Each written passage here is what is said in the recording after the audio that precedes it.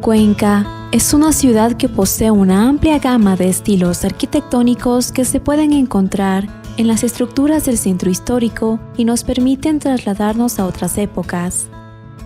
Empezando por Guapondeli, que en lengua cañari significa llanura tan grande como el cielo.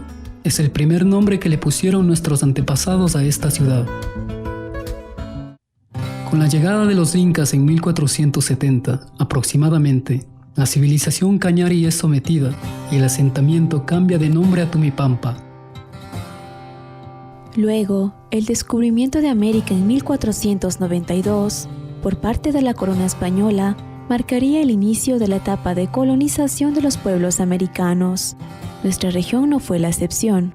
A partir de este hecho, empieza el periodo colonial, en el que se cambió la traza de la ciudad, la misma que se realizó según el plano de las ciudades españolas, con una plaza central alrededor de la cual se ubicaban los edificios más importantes.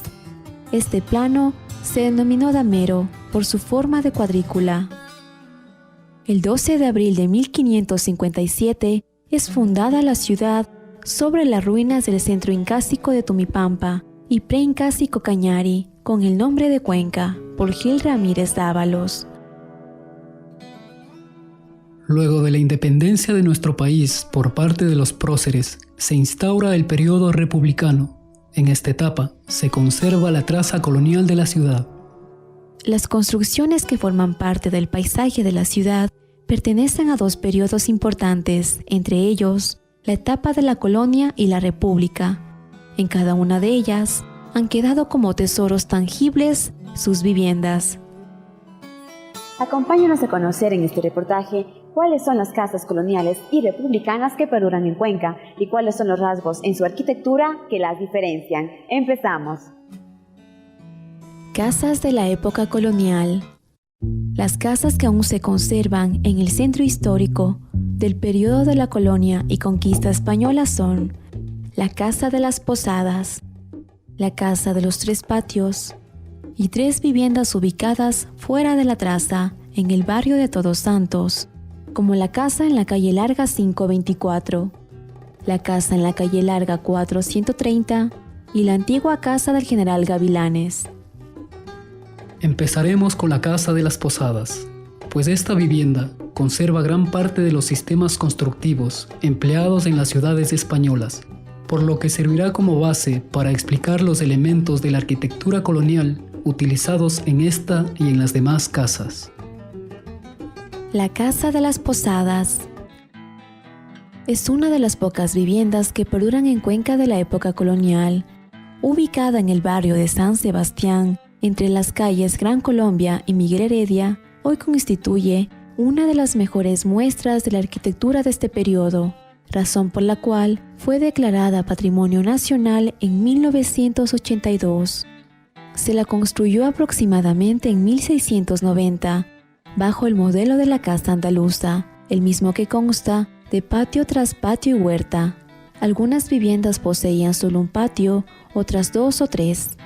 El arquitecto Andrés Venegas, quien realizó un estudio sobre las viviendas de este periodo, nos explica este modelo. En el caso de la Casa de las Posadas, se utilizaba una estructura andaluza de patio tras patio y huerta.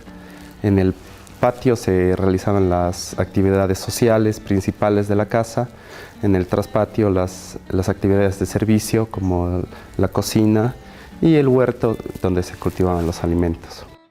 La arquitectura civil de la época colonial era sencilla. Los materiales que se empleaban para la construcción eran los que habían en la zona. La dimensión de las casas se caracterizaban por tener una sola planta, como aquellas viviendas ubicadas en la calle Larga que veremos más adelante. Sin embargo, también se construyeron viviendas de dos plantas, pero las habitaciones estaban ubicadas solo en la primera crujía, como podemos apreciar en esta vivienda. En las fachadas de estas casas se elaboraban zaguanes o pasillos, y a los lados de estos se realizaban pequeños cuartos llamados tiendas o comercios frontales. Se colocaban también bancas de adobe llamadas pollos, para que los dueños y visitantes pudieran descansar y socializar. A través de los pasillos se accedía al patio principal, el mismo que fue pavimentado con piedra de río, técnica de construcción comúnmente utilizada durante la colonia en Cuenca. Los patios generalmente estaban pavimentados con una técnica que se llama morrillado, que consiste en juntar las pequeñas piedras de canto rodado, máximo un diámetro de 5 centímetros, y con esto se iba pavimentando, se iban rellenando el piso, y con esto conseguían un piso que puede ser fácilmente limpiado y que daba también una calidad estética bastante interesante. Alrededor de los patios se ubicaban las distintas habitaciones. Las columnas de la época colonial se efectuaban de madera, talladas a mano, poseían forma de barril. En la parte superior de estas columnas se localizaban las monterillas, las cuales servían como soporte de las vigas soleras. Las escaleras se sitúan a mano derecha desde la entrada y aún preservan los materiales de construcción originales. Cada uno de las rampas de la grada son rellenas en tierra y construidas con muros laterales de adobe. Las huellas y contrahuellas estaban realizadas con ladrillo y en el borde de cada huella se sostenía la grada con un borde de madera. El piso de las habitaciones de la segunda planta fue elaborado bajo las técnicas de construcción de la colonia. Lo que son pisos y entrepisos en la época colonial se construían con una técnica española, que era colocar un encamado de barro sobre la estructura o sobre el piso o sobre el subsuelo, y sobre esta se colocaban ladrillo de 30 por 30, de 40 por 40, esto para pavimentar los pisos y que sean de fácil tránsito y de fácil limpieza también. Los techos de las habitaciones se realizaban bajo un sistema típico español conocido como par e hilera. Los enmarcados de techo o cerchas, que se las denomina también, estaban realizados en una tradicional técnica española que se llama de par y nudillo. Estos pares y nudillos estaban a su vez asentados sobre las soleras, que son vigas de madera gruesas que se colocaban sobre los muros de adobe. Esto para ayudar a transmitir el peso del techo hacia los muros.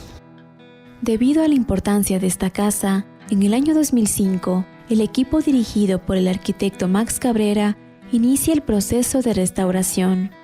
Dentro de este grupo se encuentra el arquitecto Gustavo Lloret. Él nos comenta el proceso que se efectuó para mantener los materiales y la decoración original de esta vivienda, como es el caso de los pisos y de los muros de adobe. En el caso de la Casa de las Posadas, por ejemplo, sabemos de antemano que es una edificación de las pocas coloniales que tiene Cuenca, y eso hace que el equipo trabaje obviamente con todo el respeto posible. Rescatamos al 100%, por ejemplo, los pisos de ladrillo que tienen en la planta alta. Rescatamos todos los pisos de la primera crujía a nivel de planta baja, como son los enmorrillados de piedra. Si bien hubo que abrirles, pero con la misma geometría que tuvo inicialmente, originalmente, se le volvió a restaurar. En los casos de las maderas, por ejemplo, de la cubierta, igual se respetó el 100% de las vigas, en este caso que son de un material que ya no se consigue, son maderas de capulí, puestas, toda la carpintería, pilares, pasamanos, se les rescató primero haciendo una limpieza, eliminando repintes, curándolos de los xilófagos que había en bastante abundancia. Entonces son todo ese tipo de procesos que demandan una mano de obra especial. La Casa de los Tres Patios. Esta vivienda fue construida a mediados del siglo XVIII y está ubicada en las calles Simón Bolívar 1128 y General Torres. La fachada posee una puerta central grande de doble hoja, rodeada por otras dos puertas del mismo tipo. Cada puerta posee diferentes detalles metálicos y un tallado artesanal en sus molduras. La vivienda posee una estructura similar a la casa de las posadas, pues también tiene un zaguán y 2 tiendas laterales. El arquitecto Jorge Luis Yunga nos explica la función de estos corredores en la época colonial, pues realizó una investigación sobre la arquitectura civil de Cuenca del siglo XVIII. Bueno, uno de los elementos principales, yo diría, de esta casa particular de los 3 patios es el zaguán, ¿no? O su pasillo central, que es a partir de donde la circulación horizontal se define dentro de la casa. O sea, desde aquí se distribuyen todos los espacios, ¿no? También otro de los elementos que se resaltan dentro de esta vivienda y es importante son las puertas, elementos como las puertas que se pueden diferenciar, que son de la época colonial porque se utilizaba bastante lo que es el tallado artesanal a mano, ¿no? Se pueden denotar los detalles y la diferencia con la que se hace ahora ya con la madera trabajada ya mediante máquinas. Esto es tallado manual, donde se ven los altos relieves e incluso el ancho de la puerta como tal es bastante fuerte, ¿no? y son pesadas, entonces es una puerta doble hoja que nos permite el acceso a esta vivienda. En la calle Larga existen 3 viviendas de la época colonial. Entre ellas encontramos la casa en la calle Larga 524, la casa en la calle Larga 430 y la antigua casa del general Gavilanes. Estas casas fueron construidas de una sola planta, con paredes de bajareque y adobe, y techos de teja de arcilla. También tenían zaguanes que dirigían al patio posterior, así como soportales exteriores definidos por pilares rústicos trabajados a mano y apoyados sobre basas de piedra. Estas casas están ubicadas en el barrio de Todos Santos y son una muestra de la arquitectura colonial fuera de la traza. Casas de la época republicana. En el periodo de la República se sustituyeron aquellas viviendas sencillas con paredes de adobe de una sola planta por construcciones de varios pisos que mostraban un paisaje completamente opuesto al colonial, en el que se podía observar el auge de la situación económica de la ciudad, producido por la exportación de los sombreros de paja, toquilla y la cascarilla. Es importante señalar la influencia del neoclasicismo francés en la arquitectura local, la misma que se podía observar en las fachadas de las viviendas. Contrario al colonial, este nuevo estilo constaba de ángulos y líneas rectas, estructuras geométricas, con columnas corintias, entre otros elementos. El historiador Juan Cordero Íñiguez nos explica cuáles son los elementos arquitectónicos que se mantuvieron de la época de la colonia en las construcciones del periodo republicano. Se había mantenido tradicionalmente la arquitectura colonial, pero no se había mantenido las casas, sino los elementos de la arquitectura tradicional. Todas las casas se las va sustituyendo con otras de 2 pisos, pero con los mismos elementos, con balcones, con aleros, con canecillos, con una cruz en la cumbrera, con un patio, 2 o 3 patios, según la extensión, a veces con soportales, a veces sin ellos. Pero se mantiene el estilo, se mantiene los elementos, el adobe, a veces de bajareque, y poco a poco va introduciéndose el ladrillo cada vez de manera más avanzada. Y para mi gusto se va simplificando un poco el estilo, salvo la arquitectura que se inicia en torno al Parque Calderón y algunas calles de la ciudad, que es afrancesada o neoclásica. La arquitectura civil de la época colonial que persiste en Cuenca es escasa, pero en lo que respecta a las viviendas republicanas, gran parte de las construcciones del centro histórico pertenecen a este periodo. Debido a la diversidad de construcciones que perduran en la ciudad, hemos considerado oportuno investigar y exhibir en este reportaje las viviendas más representativas. Entre ellas están la antigua casa del señor José Antonio Alvarado y la antigua casa de las Palomas.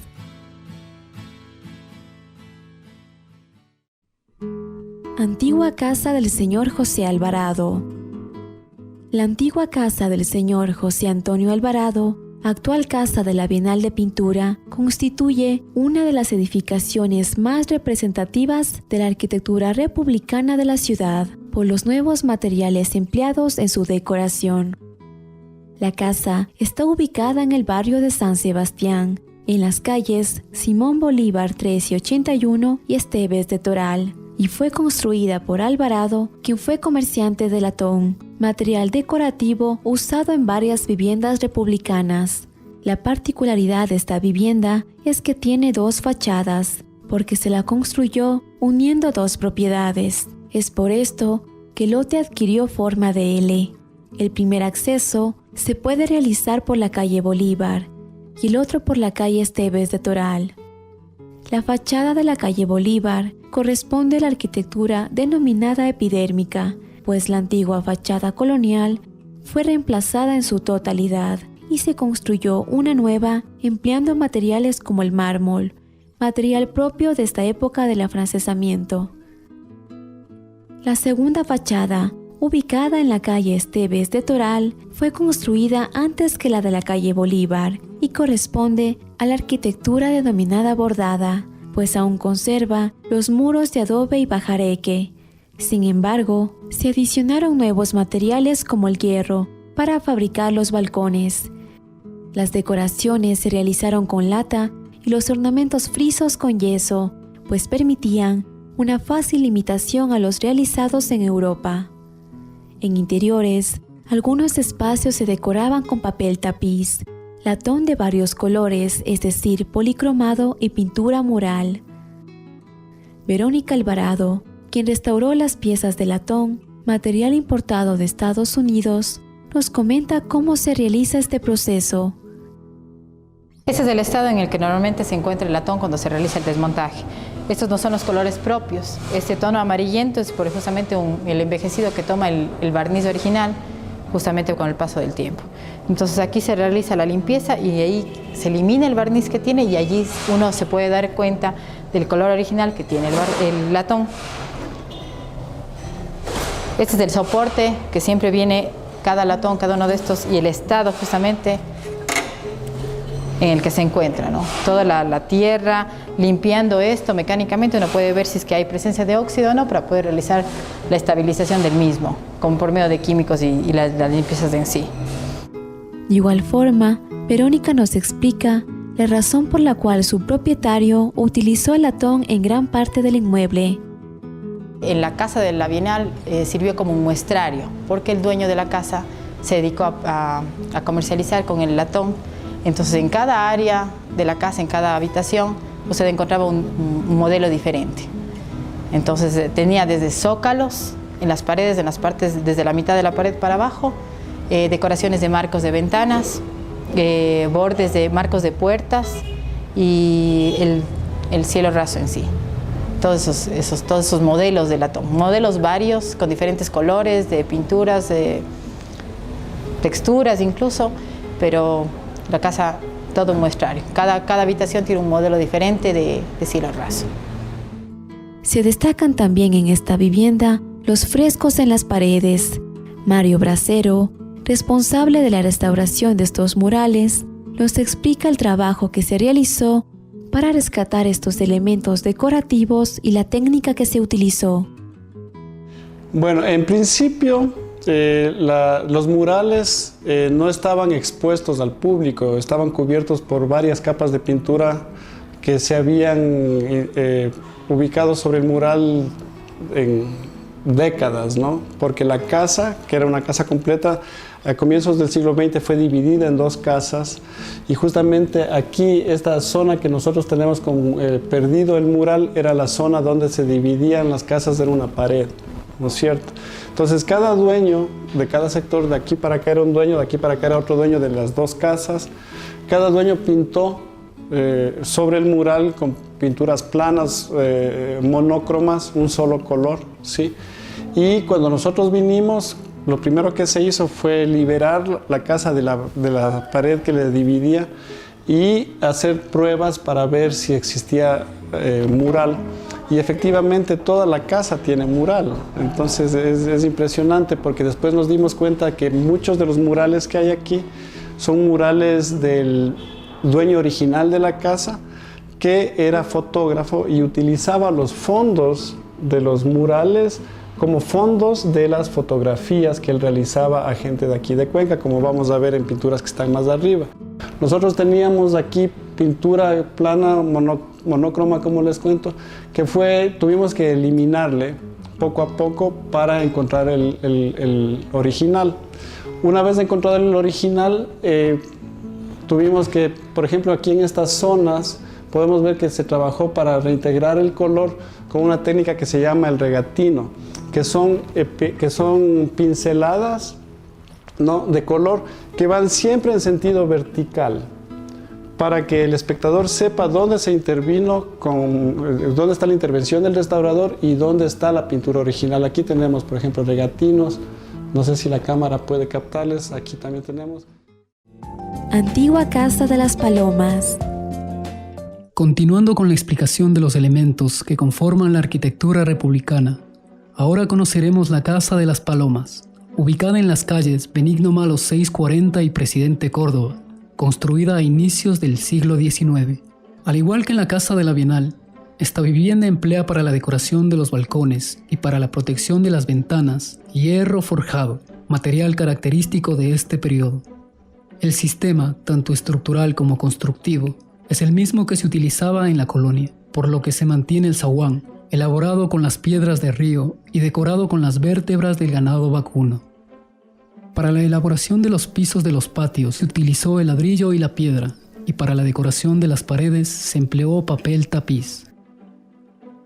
Las cubiertas siguen siendo de teja y en el interior el cielo raso está cubierto con latón policromado.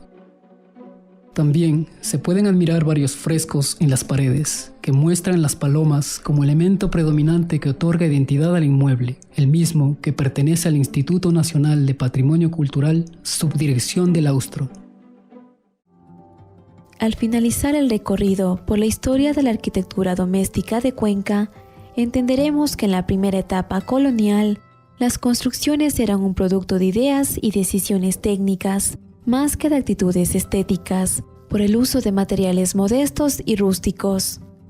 En cuanto a las construcciones de la segunda etapa, la arquitectura republicana es el resultado de la situación económica de la época.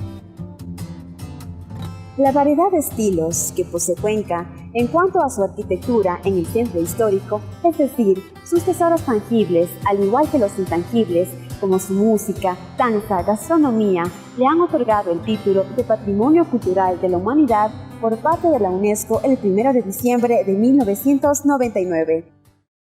Cuenca, ciudad pequeña en dimensión, pero grandiosa en lo que se refiere a su cultura, la misma que se ve reflejada en sus viviendas, que nos recuerdan el pasado histórico imborrable, en la calidez de su gente, en sus artesanos que se dedican a actividades tradicionales como los herreros, los tejedores de sombreros de paja toquilla, entre otros, enriquecen la ciudad conocida como Atenas del Ecuador por amar la cultura.